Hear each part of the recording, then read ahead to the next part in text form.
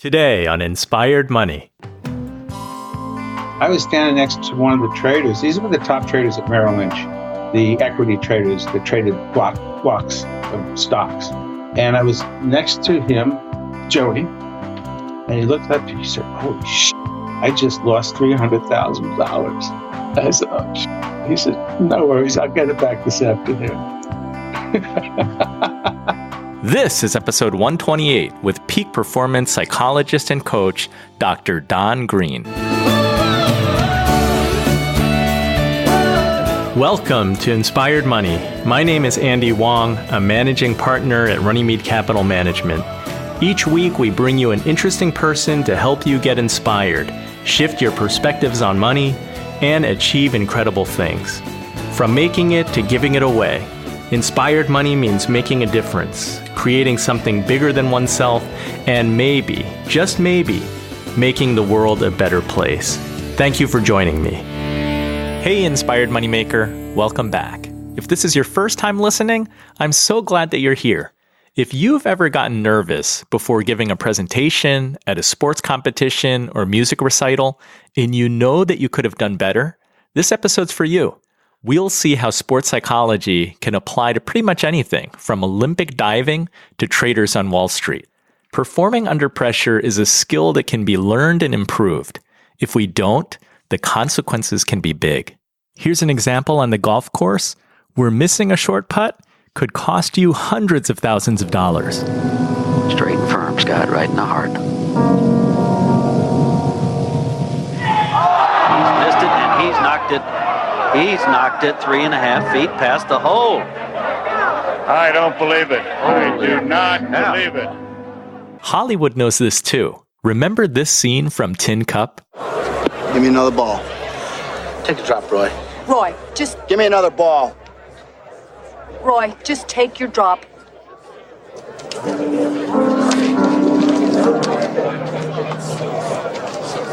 Dropping 5, hitting 6. What the hell's he going to do? Why would he hit it from here? What he had to do is walk up there and take a drop and make a 5 for crying out loud. That's insane. Somebody tackle him. Give me another ball.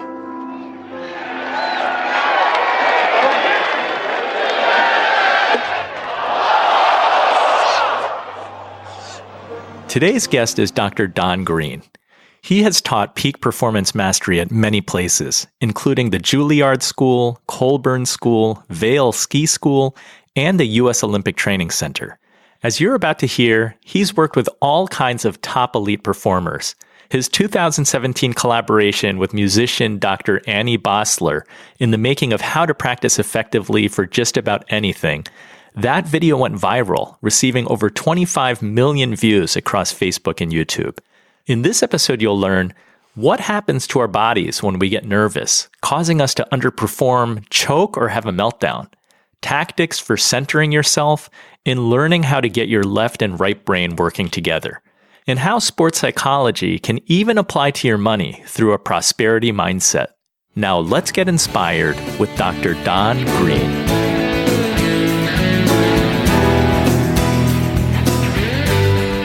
Dr. Greene, welcome to Inspired Money. I'm so excited to have you on the show.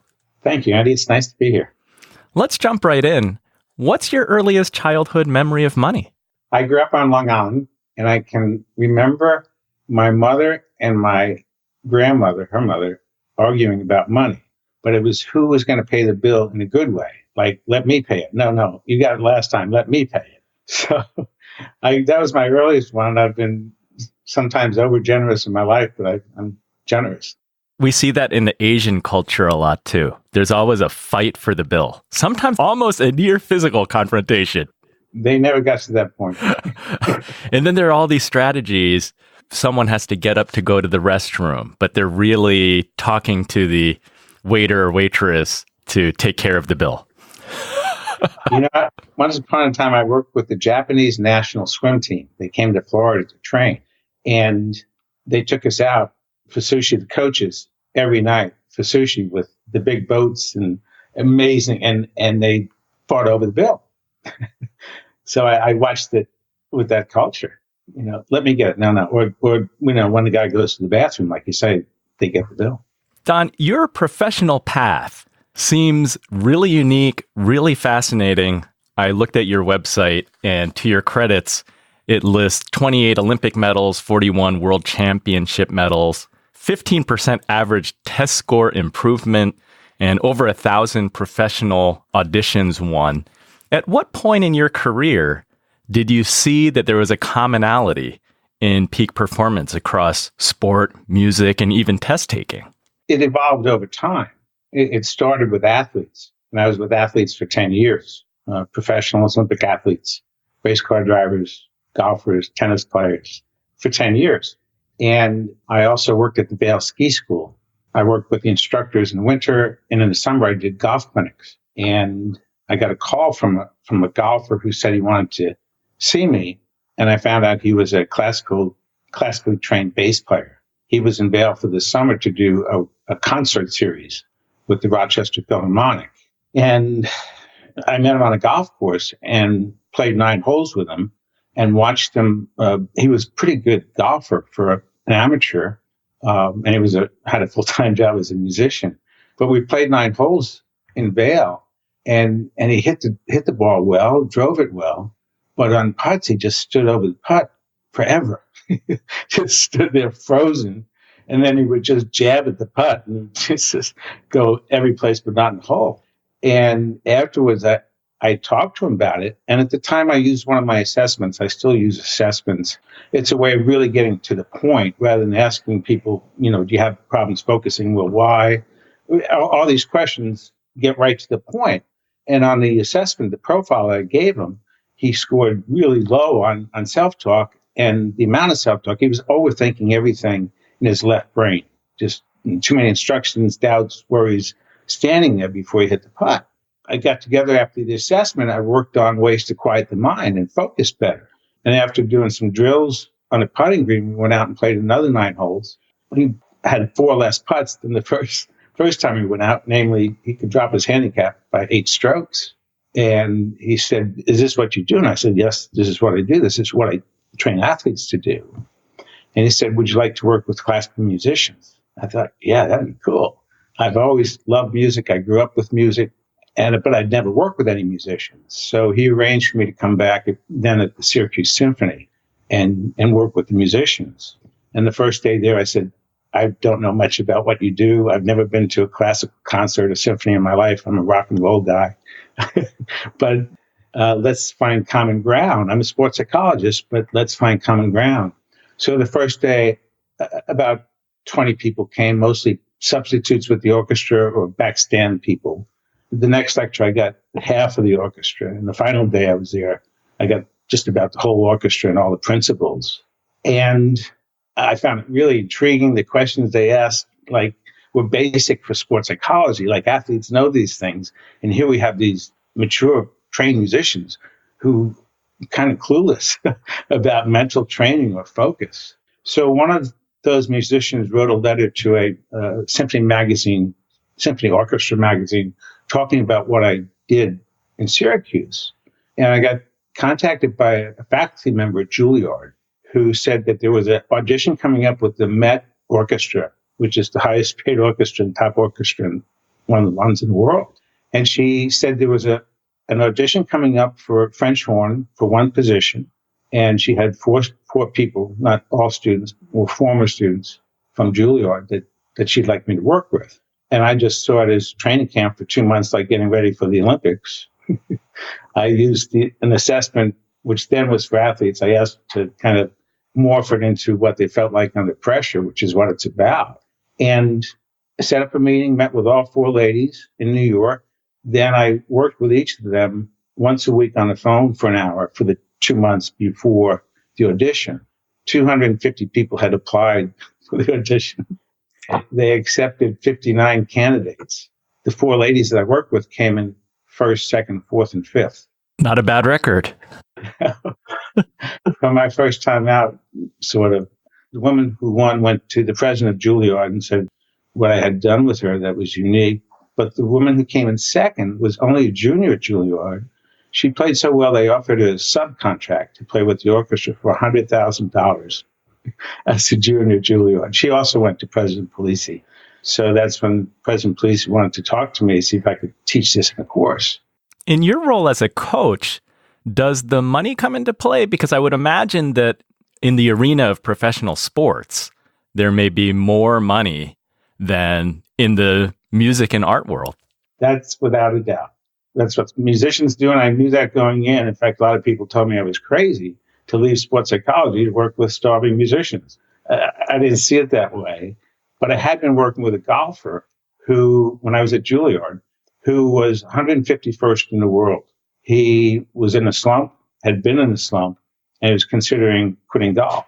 And his teacher sent him to New York so I could start working with him. And to make a long story short, he went from 151st in the world to number 3, behind Mickelson and Tiger Woods. This is the 20th playoff. Only the U.S. Open has gone to a playoff more times, 33 times. All of that pressure is just going to come off the shoulders of Paul Casey as he is a winner on the PGA Tour for the first time. But I left that to go into music, and I've never regretted it. I love working with musicians and talented people. Opens up a whole new area and more creativity there, more discipline sometimes than the athletes have, and people basically hungry for this information because until I started teaching at Juilliard, it was unavailable. It didn't exist for musicians. Some found it on their own through sports psychology books, but a lot of musicians just aren't athletes and don't go there. Don, I find that personal finance is often not taught in school. And I think similarly, performing under pressure is not something that most of us learn. No, it's generally not taught unless you're an Olympic athlete or a professional athlete who can afford a sports psychologist. Yeah, and if you're not at that level, if you're just playing high school sports or collegiate sports, the expectation is that you're just going to figure it out on your own. Right. But what I like about speaking with you today is that you've really studied this area. You have a PhD in sports psychology. You were in the military. You went to West Point. You have studied SWAT teams and really high pressure situations where people need to perform at the highest level. Maybe we should start with what are the issues? What's happening to our body when we need to perform under pressure, and what holds us back from not being able to perform where we think we should be able to perform? So physically or physiologically under stress or pressure, the adrenaline gets released into the bloodstream, and all of a sudden, all these symptoms just kick in, not just physiologically, but mentally and emotionally as well. So it's not just one thing. Physically, it's a racing heart, shaking, dry mouth, perspiration, needing to go to the bathroom a lot, tight muscles, changes in breathing. The thing with this is that some of these can affect your performance. They're called task relevant. They pertain to performance, and some are task irrelevant. They don't need to affect performance unless you choose to allow them to affect it. So task relevant would be tight muscles, because in every endeavor, loose muscles work better than tight muscles. And one of the reasons people don't perform well under pressures is because their muscles tighten up and unconsciously, and they're distracted by other things, and they're tight as a drum, and they don't realize it. Task irrelevant is a racing heart. Under pressure, your heart's going to be racing. It's going to be pounding. And you can either interpret that the correct way, namely, yeah, I'm under pressure, there it is. I'm gearing up, ready to go. Let's crank it up. Or, oh no, not now. This is important. Why not now? And that interpretation makes it wrong or bad, which puts you under more stress. So those are the physiological effects. Mentally, people tend to get inner preoccupied, very self-conscious. They go very much into negative thinking, critical, self-critical thinking, blaming, finding fault. All of this is left brain. And the more of this, it's called beta frequency. The faster it goes, the more people in that committee meeting talking, the more distracted you are.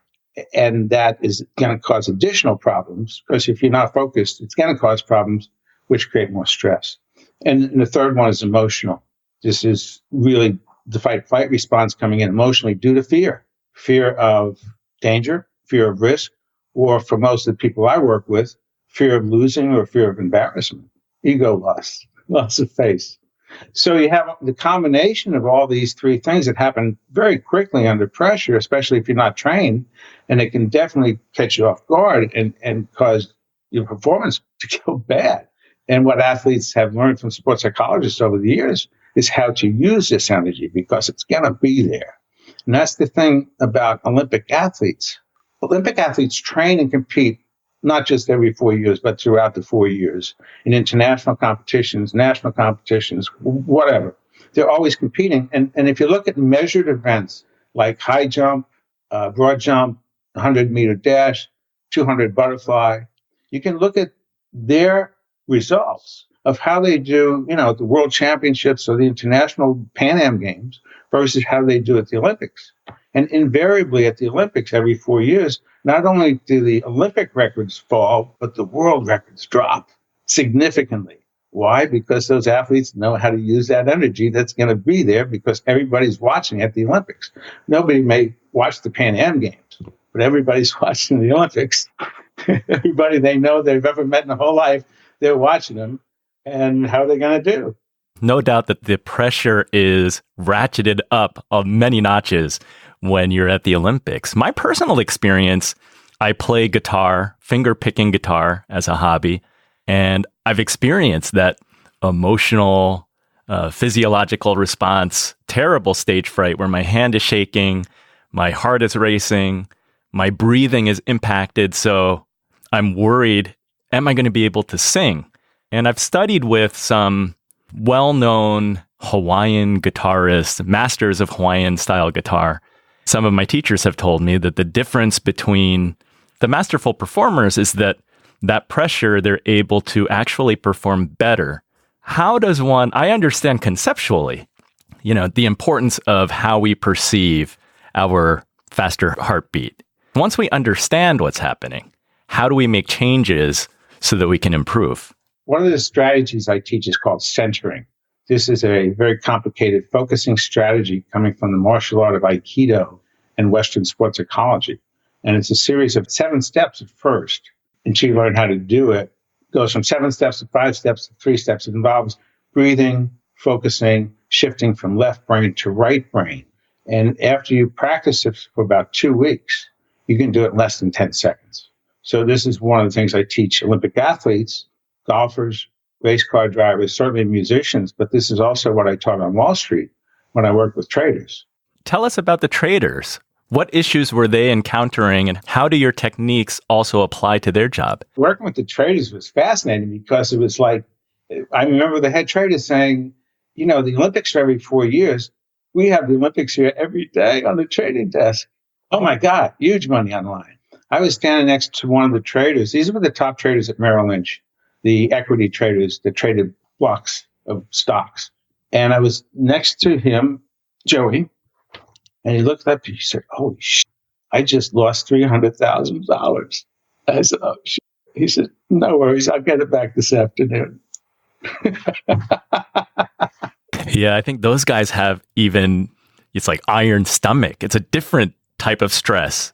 They know how to use that pressure. And one of the things I taught them was about decision-making under that pressure, that they need to make the best decisions, not just the fast decision. And this is where we met minds, is me understanding that their job was making decisions under pressure all day long, very consequential decisions. But if you go back to sports, athletes, quarterbacks are making decisions on the line with the audible. Every athlete I know is making decisions of how much they push, how much they hold back. Same thing with musicians playing in an orchestra. It's a constant series. We're playing guitar, constant series of questions of how much you're willing to push it. Same thing with Wall Street traders, of the risking. And does it affect decision making? Can you make good decisions under pressure and not waste too much time? And this is one of the things I taught them.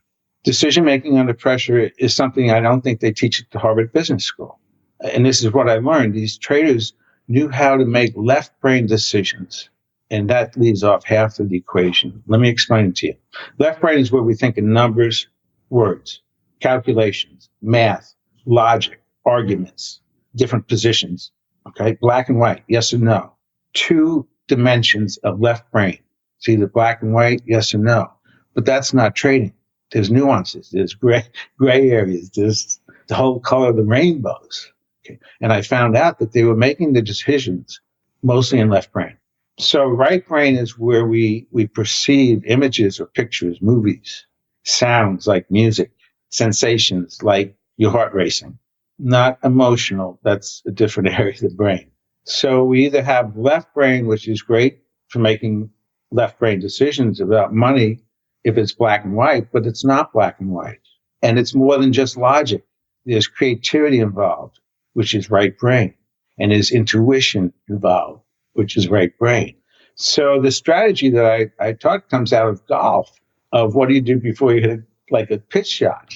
And it's the same kind of approach with that. Namely, you start with yardage. How far is it? Well, it's 153 yards. Okay, well, that's a 7-iron. Well, I'm going to hit hard or soft, high or low. And you go through this whole decision making. But if you don't check in with the feeling of that shot, it may feel like a hard 7-iron or not. So you go with the feeling. Okay, so in terms of decision making with traders, you start out in left brain with the pros and cons, pluses and minuses, arguing it left and right. Every way you can look at the charts, plotting, all of that left brain stuff needs to be done as a first step, but not the final step. Then you need to shift to right brain. And I taught them to center until I could shift to right brain and see how it feels. Does it feel right or not? This is not for new traders. This is for experienced traders who have developed their intuition over years of honing. Otherwise, they wouldn't be trading for Merrill Lynch at this level. So these are experts. But if their expertise is limited to the left brain, and they're not making the best decision. So they shift to right brain and get a feeling for it. Maybe an image just in their mind. Does it look right? Does it feel right? Does it resonate with them? And what they get back is not a full explanation. Intuition does not come with an explanation. It's either yes or no. It's either approach or avoidance. Yes, move forward, or yes, back out of it. And you check in with that, and it doesn't take long. In fact, if it takes too long, it comes at the end of thoughts, which corrupts the whole system.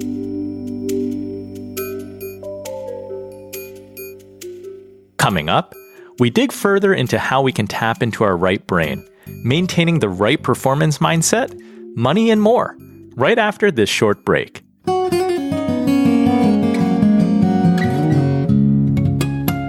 The show notes for this episode can be found at inspiredmoney.fm/128. If you're listening in your car or wherever you are, check the show notes if you want to learn more about Dr. Don and other things mentioned in this episode. It's time for the Runnymede Money Tip of the Week. I read a report this week by the Stanford Center on Longevity. To summarize it for you, here are some of the highlights. Roughly half of American workers are participating in a retirement plan at work. Most people, including all age groups, are not meeting targeted retirement savings goals, even under the most optimistic assumptions, and that considers both employee and employer contributions.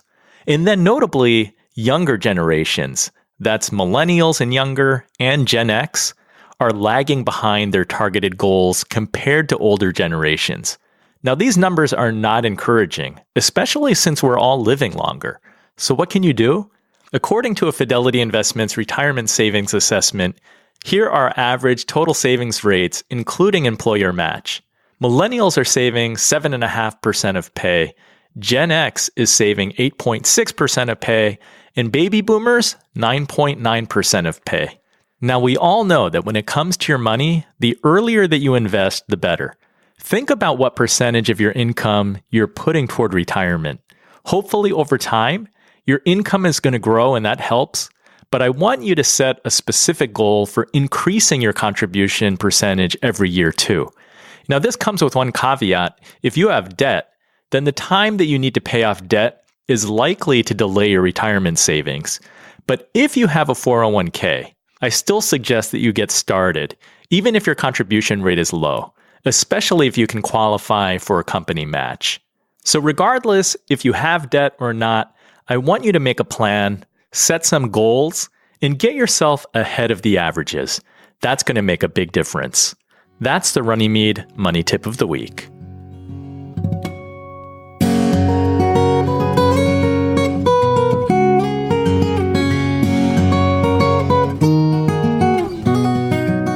Inspired Money is brought to you by Runnymede Capital Management. We help you to plan, invest, and worry less. What's your biggest financial challenge right now? If you need help or you have a question, go to inspiredmoney.fm/Andy, that's ANDY, and shoot me an email. Or book a time for a 15-minute chat at inspiredmoney.fm/15, that's 15. I'd love to have a short phone call with you. You're listening to Inspired Money. I'm Andy Wong. I never even thought about from a trading perspective, because you think about the analytical part, the math part, that decision-making part, it's got to be left brain. You don't realize that there's an art side to trading. And I think every leader, right, at the highest level, they always talk about the intuition, the need to trust their gut, because that's where all that experience comes in. And you might not be able to explain all the intricacies, but all that experience comes in. It doesn't explain well. The left brain can explain it well, but the left brain doesn't fully understand that. It's like in a game of tennis, self one and self two. Self one is telling you how to serve, cock your wrist, follow through, shift your weight, and the right brain is just trying to feel what a smooth swing it feels like.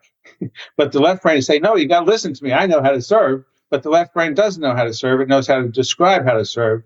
The right brain knows how to serve, knows how it feels to serve. It just can't explain it.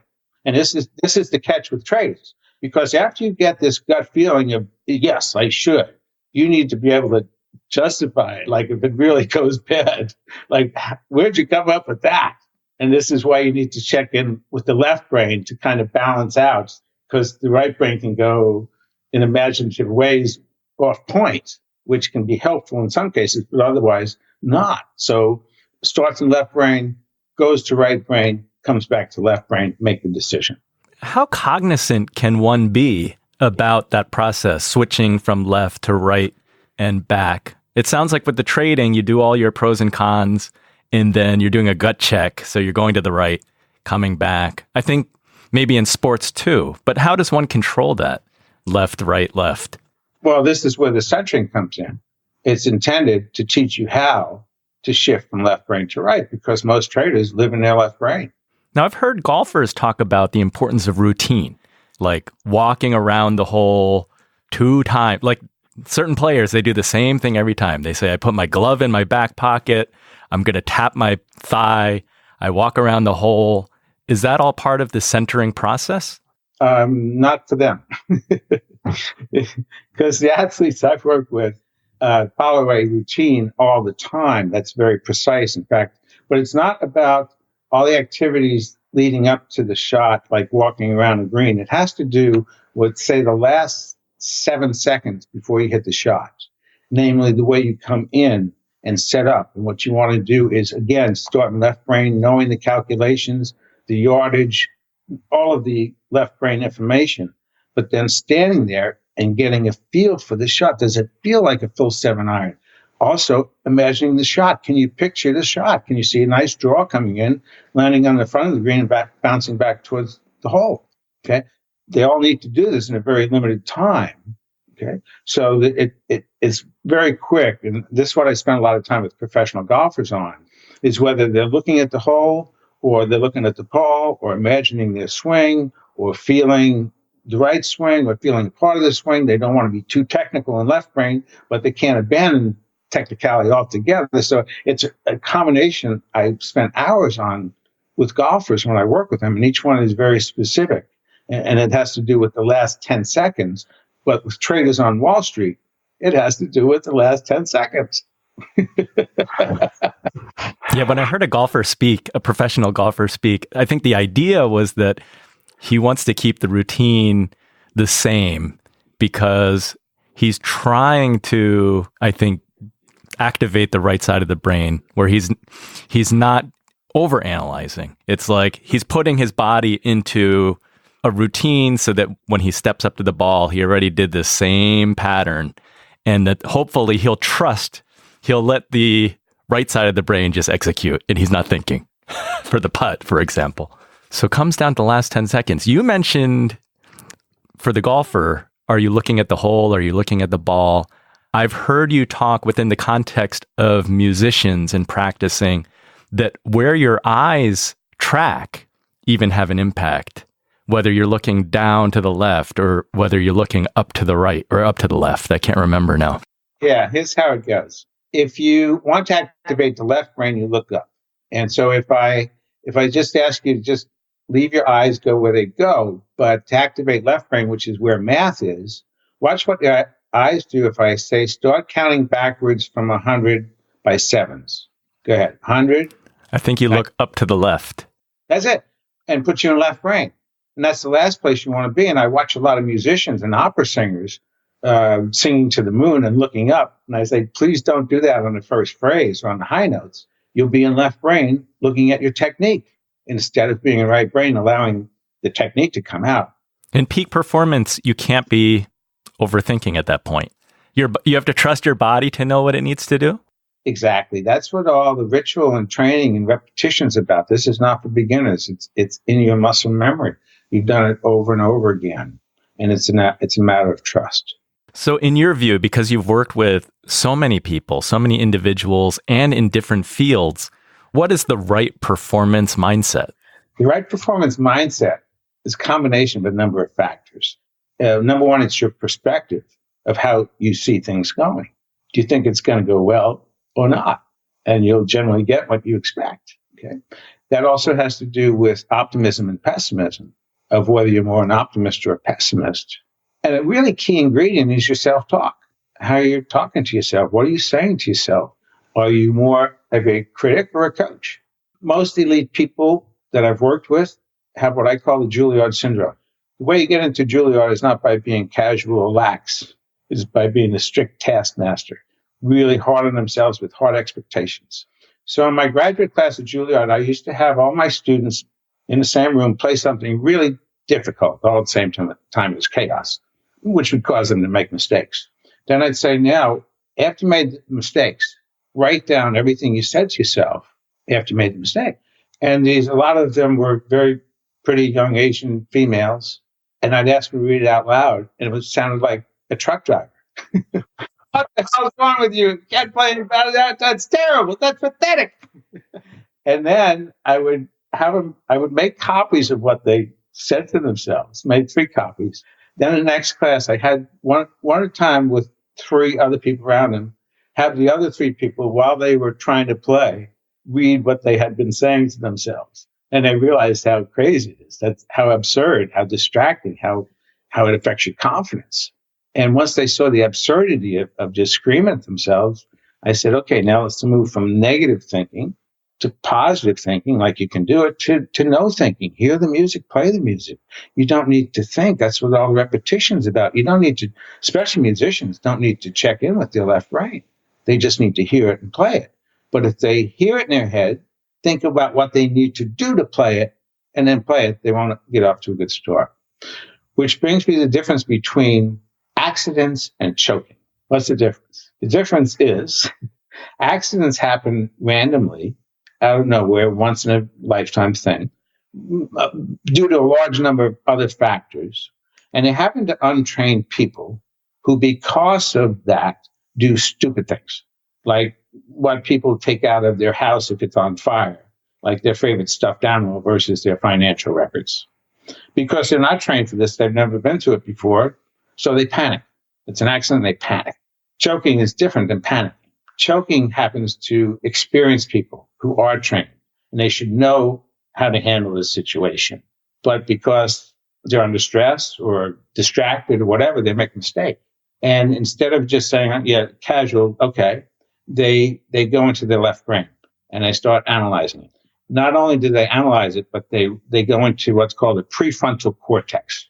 This is the most advanced form of thinking in the human brain, where we do executive functioning, which is planning, organizing, figure out how I can get out of that. And it sends the brain into hyperspeed to figure this out.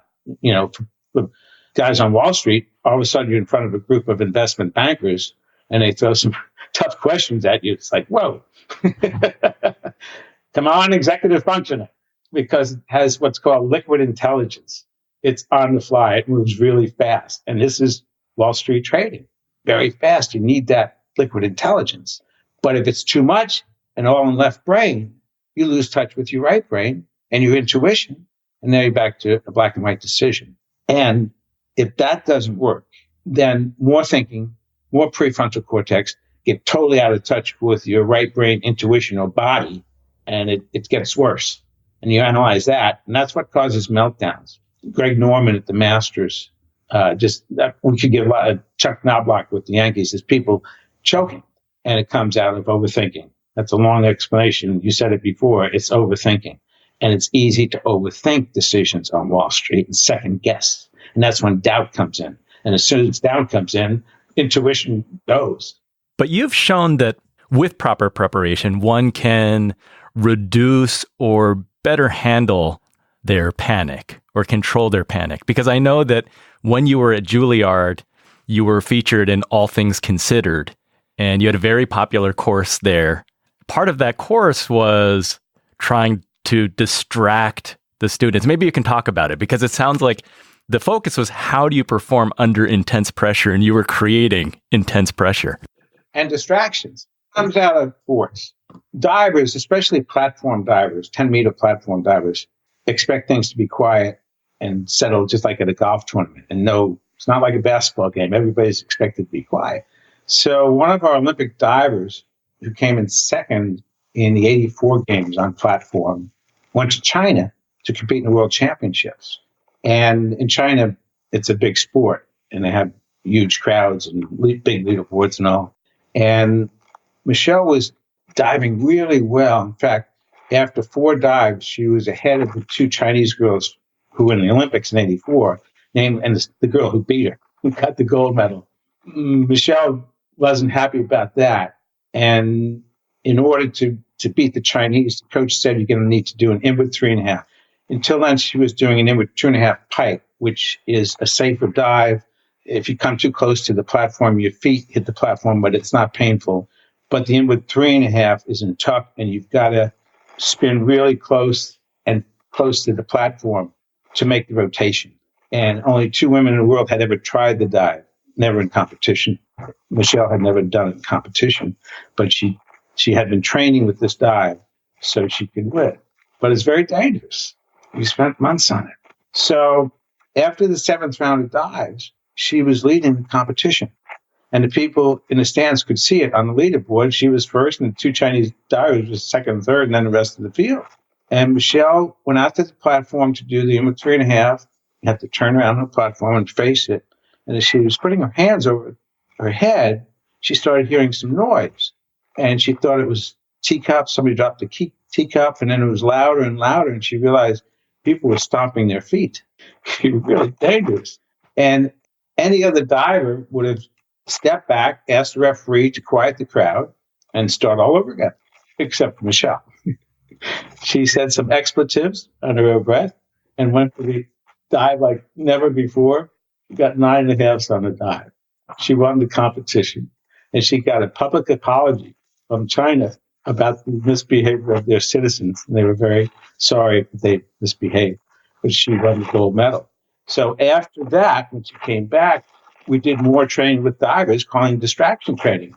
We started with safe dives, but dropping, things on the pool deck, playing radio stations, AM talk stations to toughen them up, to get them ready for it, because it's going to happen. When I went to Musicland, working with musicians, with auditions especially, things happen in auditions. Audition panels talk. They have their cell phones going off. Some stagehand might drop something on the stage. And rather than hoping that it doesn't go away, but that it goes away, I train musicians to be mentally tough. With Michele, what had you done to prep her? It's mental toughness training. It's really taking your focus and putting it on the task, no matter what the circumstances are. Whether there's noise or not, it doesn't matter unless you make it matter. Focus on the task. But it sounds like she was prepared for that crowd noise. You must have gone through different exercises with her. I did that with the Olympics 2 years before. We've been through all of that because the Olympics were in LA, and there's a lot of hometown fans that came and a lot of crowd noise at the Olympics. So we've been through that for years. She got revenge for her second place at the Olympics, and she got to beat the girl who had beat her. How did that make you feel as a performance coach? That's got to be like top of the mountain. Oh, yeah, I was absolutely thrilled, delighted. The wild thing is, Michele was going to go to law school. She didn't think she was going to make the Olympic team. She made it. And she won the Olympic trials and dropped out of law school. She had already started. Both of her parents were attorneys. But she went on to win another silver medal in the next Olympics in '88. And then she wanted to study sports psychology. And she got a PhD. And then she became the diving coach at the school she graduated from, Arizona, University of Arizona. Then she moved up. I think she might have become the assistant athletic director. Then she retired, and she was called out of retirement 2 years ago to be the head coach at Mission Viejo, which is where we started in California in '83. That's great. So you see it come full circle, and she will make an impact on future competitors. Absolutely. Yes. And our divers, hopefully. So back to the adversity. So I trained a musician progressively and not just hurl this stuff at them, but teach them how to focus, how to surround themselves with barriers to keep the distractions out, keep their focus in and centering, and progressively up it and up and up it until the reporter from All Things Considered came on the day when I gave my final exam. And the final exam was just a whole series of events. You heard it, dropping planks on the floor, having a musician play the same piece but off pitch and off tempo, things that drive musicians crazy. But I trained them all for it. Mental toughness training, adversity training, and they captured it really well. You can still hear it on All Things Considered, and everyone in the class nailed it. But I've done this over and over, and with the proper training, they all nail it. In fact, they kind of look forward to it. And in that piece, I said the thing that really affects them is just silence. Just ask them to the next piece before they play it and wait for 45 seconds, which can be an eternity, but that's what happens in auditions and all live performances. Things get delayed and wait. And in that 45 seconds, are they now overthinking, or do they recenter and just stay there and patiently wait? Like, I'm ready when you are. So in that 45 seconds, they can destroy whatever happens after or set themselves up in right range to play well. Well, I clearly hear the importance of mindset, because when your students are looking forward to that distraction training, that's like what I said about my teacher, who can rise up to the occasion when there's a performance. And that's the opposite of many amateurs. When you have a talent show or something, you are just fearing that 8 p.m. performance all day. Whereas the seasoned performer says, I can't wait to perform at 8 o'clock. Looking forward to it. This is going to be fun. This is going to be great. Oh, no, not now. So it's all about mindset. And you mentioned to me, the mindset also applies to our money. It's not just getting on stage or making a putt on the putting green. No, it's creating money or creating wealth. And that part comes the same as creating a good golf shot or creating a good trade. It's the mindset going in that affects it so much. Prosperity mindset is, first of all, being very clear and conscious about money and your relationship to it. And a lot of people don't have a clear relationship, and then it's approach avoidance. Bring it, push it away, bring it, push it away. And that will cause sabotage. That will sabotage it. So it's creating wealth or prosperity, and it does start in the mind with an image, with a right brain image or visualization. Can you imagine that happening? Can you see it?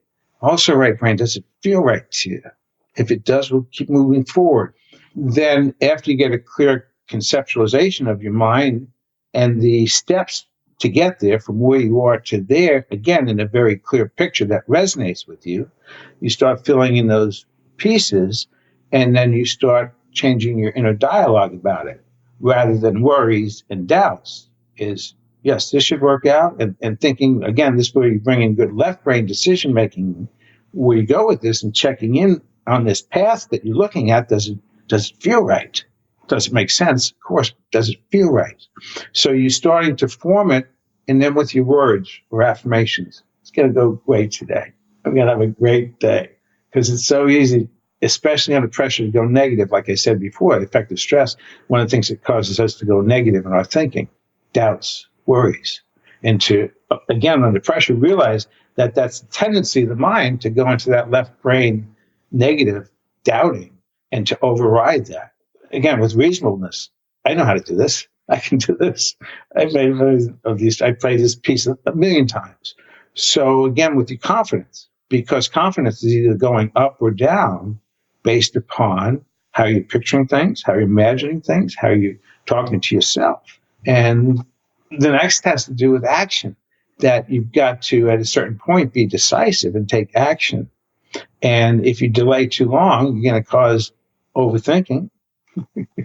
And then again, you're out of touch with the right brain. So you want to take decisive action. And this is where the next element comes in, which is fear of failure, fear of a bad trade, fear of losing. And this can override everything. And the fear comes not out of left brain or right brain, it comes out of the limbic system, the amygdala, the emotional base.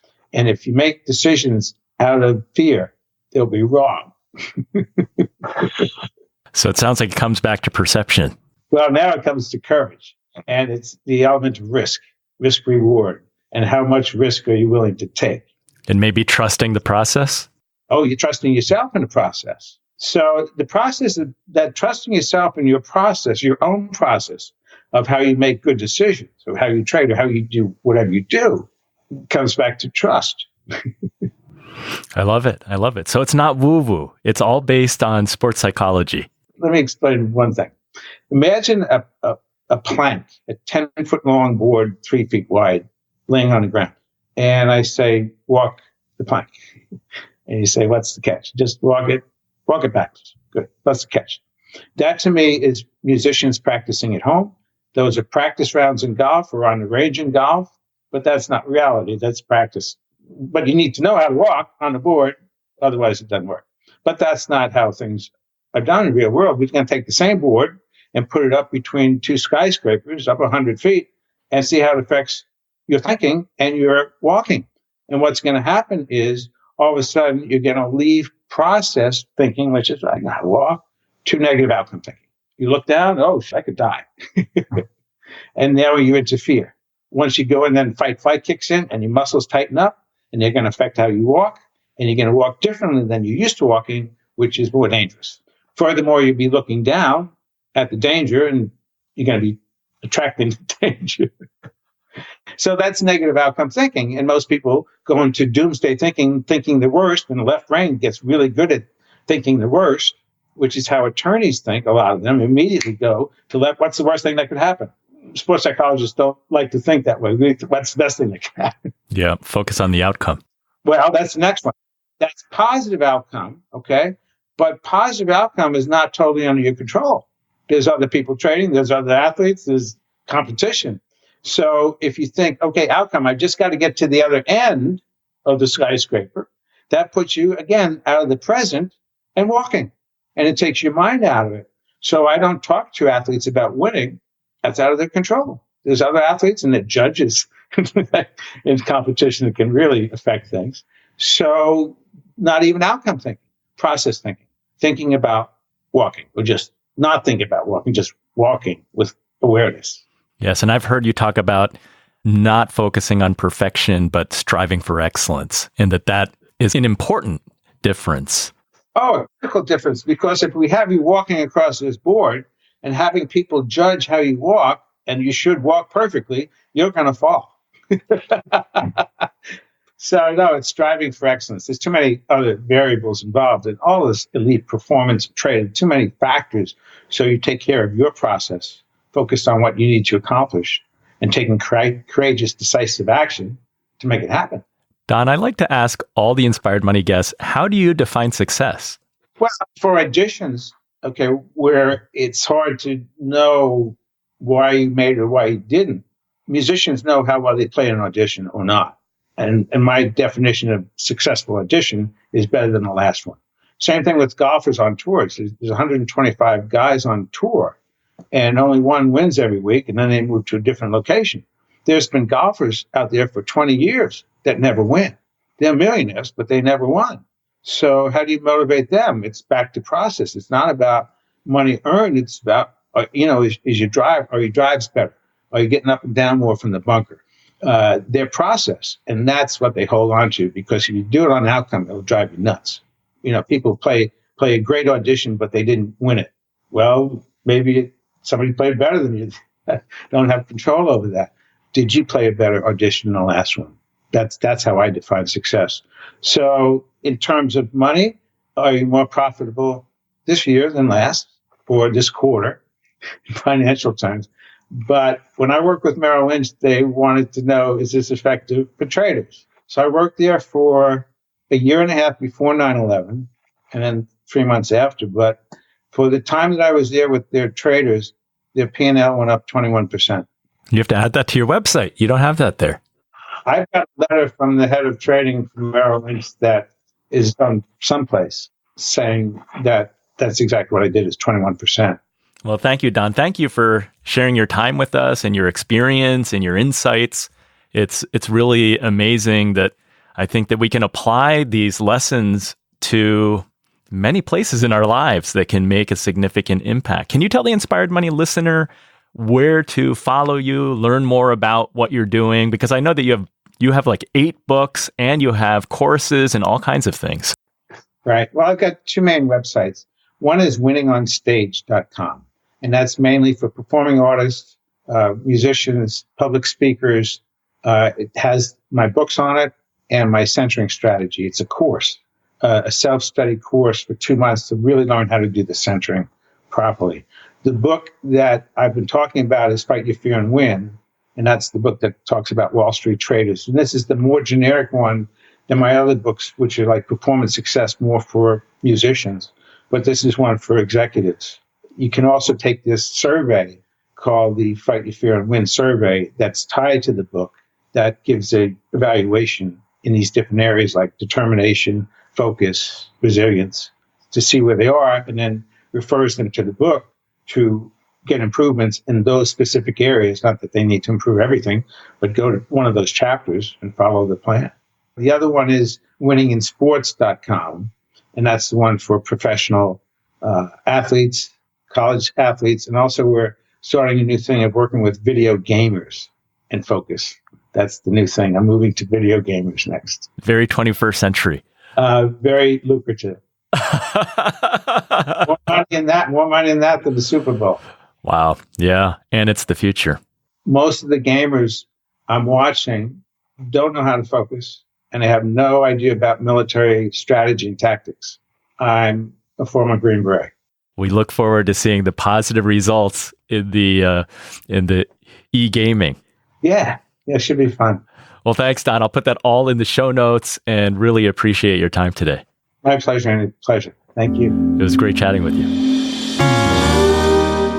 So what was your favorite Inspired Money moment? My favorite moment this week is getting your left brain and right brain to work together. Controlling your left brain, not overthinking, and then making an effort to rely on your right brain for that gut check. That can allow us to make better decisions when under pressure.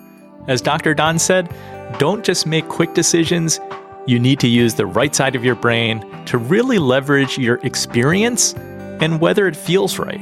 If you had a different favorite Inspired Money moment or thoughts on today's topic, message me on Instagram at inspiredmoney.fm. That's instagram.com/inspiredmoney.fm. If you like this episode, please do me a favor and share it with someone, or post it to social media and tag a friend.